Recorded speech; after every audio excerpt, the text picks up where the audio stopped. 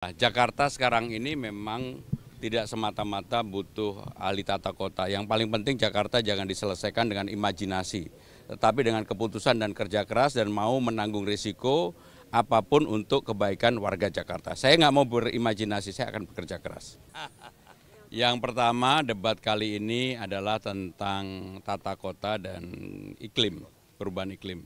Saya dan Bang Dul 2 hari ini secara khusus melatih baik pembagian waktu, cara, dan pokoknya kita berdua pasti kompak. Karena saya selalu sampaikan ke Bang Dul, Bang, dari awal kita berdua bersama-sama. Salah satu yang membuat saya maju dan fight adalah Bang Dul. Sehingga dengan demikian saya meyakini saya dan Bang Dul dalam debat terakhir ini, bismillah, mudah-mudahan semuanya baik dan lancar.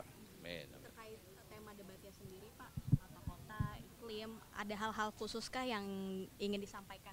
Ya, yang paling utama saya konsisten dengan apa yang paling prinsip yang saya yakini bersama dengan Bang Dul. Kita mengerjakan sesuatu yang bermanfaat bagi warga Jakarta. Kami tidak akan menjanjikan sesuatu yang tidak mungkin. Dan berulang kali kami menyampaikan bahwa hal-hal yang baik dari Mas Anies, Pak Ahok, kemudian para gubernur sebelumnya pasti kami lanjutkan. Karena bagaimanapun untuk tata kota ini nggak bisa bim salah bim diselesaikan.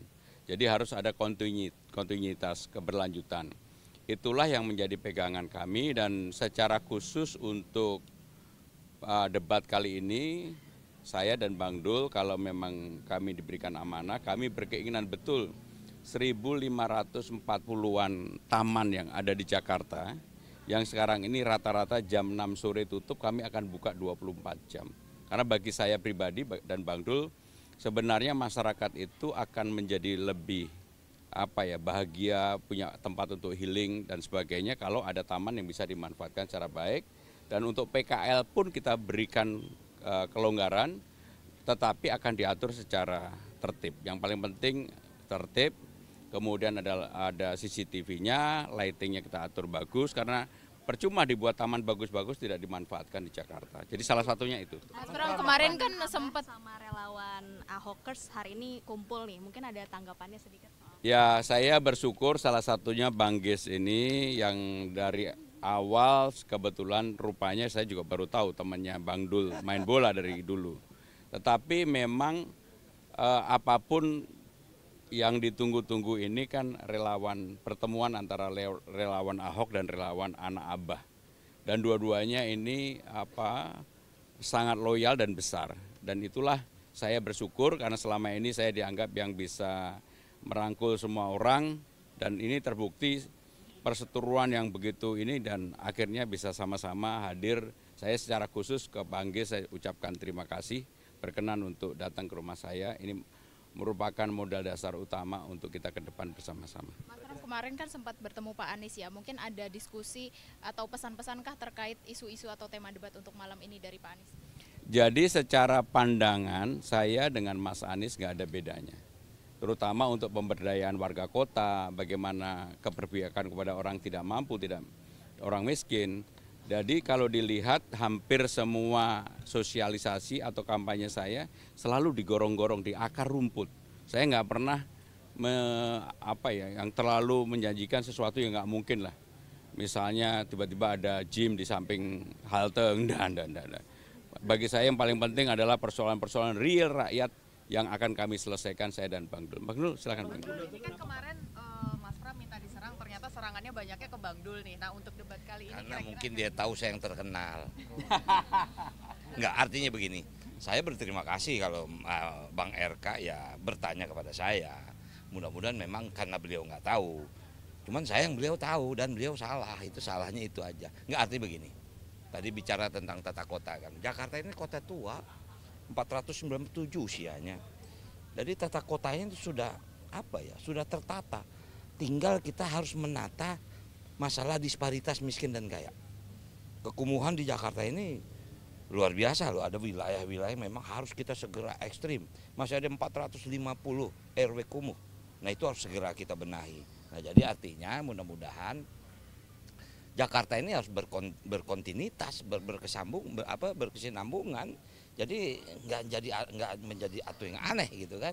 Nah, jadi mudah-mudahan itu akan kita coba pahami kepada masyarakat Jakarta bahwa kita akan melanjutkan semua program dari semua gubernur, termasuk juga Bang Anies, karena kita juga baca visi misi Bang Anies, ternyata visi misinya sama. Nah, jadi insya Allah mudah-mudahan malam ini kita bisa jelaskan apa program yang bisa kita kerjakan untuk Jakarta. Bang, ini kan banjir juga jadi masalah tahunan. Nah, apakah sudah ada Ini di Jakarta ini cuma 3 dibagi ya.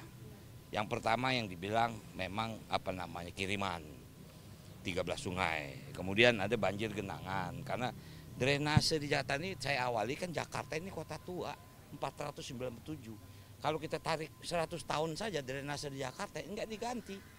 Berarti harus terjadi perubahan drainase. Nah, itulah singkatnya apa yang harus kita lakukan.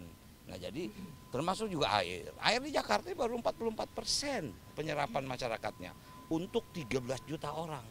Ternyata dari mulai kerjasama dengan pihak swasta, hampir 57% itu terjadi kebocoran. Kenapa? Pipanya nggak berganti. Nah, jadi ini juga bagian dari tata ruang. Ini tata kota.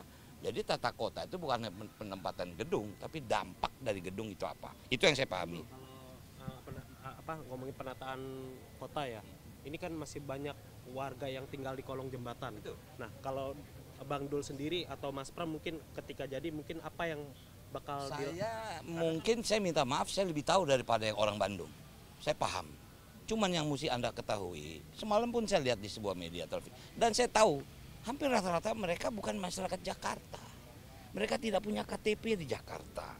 Itulah yang sulitnya Pemda Jakarta melakukan bantuan kah, eksekusi kah, memindahkan kah, karena nggak ada Ini nanti kalau kita ambil tindakan itu salah. Nah, ini makanya mungkin harus bikin aturan, mungkin setelah berapa tahun mereka boleh mungkin mengajukan diri menjadi warga DKI dengan mungkin KTP sementara atau gimana. Anda kebetulan juga ini kan Jakarta berganti. Dari ibu kota berganti dari area khusus nih. Apakah nanti ID card atau KTP akan berganti? Ini momen untuk. Artinya saya sangat tahu, saya sudah berkunjung, pun saya kampanye juga di salah satu tempat yang ternyata di bawah jalan tol itu menjadi tempat lapangan bola segala macam. Itu memang itulah Jakarta gitu. Oke? Oke. Ini kan Paslon 01 kerap mengatakan kebolehannya sebagai ahli tata kota dan juga mengenai arsitektur dan lain sebagainya. Kalau untuk debat malam ini optimisme gimana? Ya ginilah, Jakarta sekarang ini memang tidak semata-mata butuh ahli tata kota. Yang paling penting Jakarta jangan diselesaikan dengan imajinasi, tetapi dengan keputusan dan kerja keras dan mau menanggung risiko apapun untuk kebaikan warga Jakarta. Saya nggak mau berimajinasi, saya akan bekerja keras.